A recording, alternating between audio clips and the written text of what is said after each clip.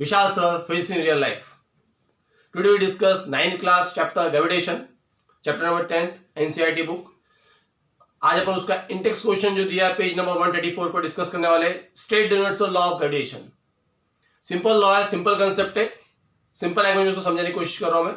देखो लॉ क्या बोलता है. The universal law of gravitation states that every object in the universe attract every other object with a force that is called as gravitational force.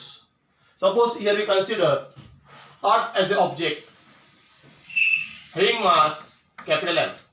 Okay, we consider two bodies. One body is considered as Earth. Another body considered as an object having mass small m. Suppose, and they are separated by a distance of, suppose from center to center distance, they are separated by a distance of. आप D भी ले सकते हो, are भी ले सकते हो. कोई बुक्स में आर दिया, कोई बुक में डी दिया है, दोनों सही है. बट ये कि डायग्राम में जो लोगे वो स्टेटमेंट में दिखना चाहिए, वो इक्वेशन में दिखना चाहिए. सपोज मैं डिस्टेंस के यहाँ से यहाँ तक डिस्टेंस सेंटर सेंटर डिस्टेंस के लिए डी यूज करता हूँ. तो ग्रेविटेशन लॉ को मैं दो स्टेट में डिवाइड कर रहा हूँ, दो स्टेटमेंट में डिवाइड कर रहे हैं, उसके बाद में कंबाइन करेंगे. तो स्टेटमेंट क्या बोलती है?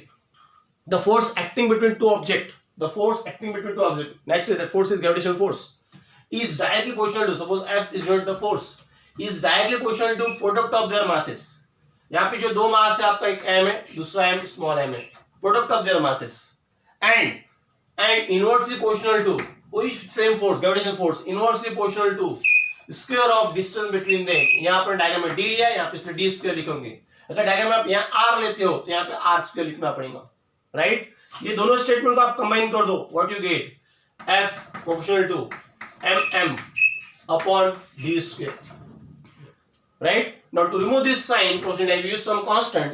न्यूटन ने उसको यूज किया कैपिटल G, जिसको जाके आगे जाके बोला गया यूनिवर्सल ग्रेविटेशन कांस्टेंट. उसकी वैल्यू बताऊंगा मैं आपको. तो F should be equal to G times mm upon d square, right. तो स्टेटमेंट आपस रिपीट कर रहा हूं, क्या बोलेंगे, the force acting between two object is directly proportional to product of their masses and inversely proportional to square of distance between their masses, right. उसमें अपना बोलना पड़ेगा. Suppose we consider two objects having masses capital M and small m. Capital M used for mass of the earth, small m used for mass of the object, and d is used for distance between these two objects, center to center distance. The gravitational force is defined as F proportional to mm and inversely proportional to 1 by d square. If you combine this, you get the value of this step. To remove this sign, use some constant, it is G, where G is called as universal gravitation constant, and the value of G is nothing but 6.67. Paper में दी भी रह सकती, नहीं भी रह सकती. आपको धीरे धीरे लेवल बढ़, आपको वैल्यूज याद करना पड़ेगा. Capital G is nothing but 6.67 into 10 to power minus 11. Unit निकालना G का बहुत सिंपल है. यूनिट G का निकाल, यहां से निकालते आता है यूनिट. आपको कैसे निकालोगे यूनिट ऑफ G? सिंपल है, वो देखो कैसे निकालोगे. यहाँ पे आपको फोर्स का यूनिट पता है, दैट इज न्यूटन. G को इधर, F को इधर रोटेट कर रहा हूं मैं, D को इधर रोटेट कर रहा हूं, तो यहाँ पे आएगा आपको metre square upon mass, this is nothing but kg square. Double से रिपीट कर रहा हूं, फोर्स का यूनिट न्यूटन, D स्क्वायर इधर आके G निकालना आपको, तो मीटर स्क्वायर अपॉन mm, तो kg into kg, that is kg square. Hopes आप इसको कई बुक्स में kg inverse, kg raise to power -2 भी लिखा, वो भी राइट है. होप्स आपको समझ में आऊंगा. आज अपन ने एक क्वेश्चन कवर किया, नेक्स्ट वीडियो में मैं नेक्स्ट क्वेश्चन कवर करूंगा. Thank you very much, good day and good bye.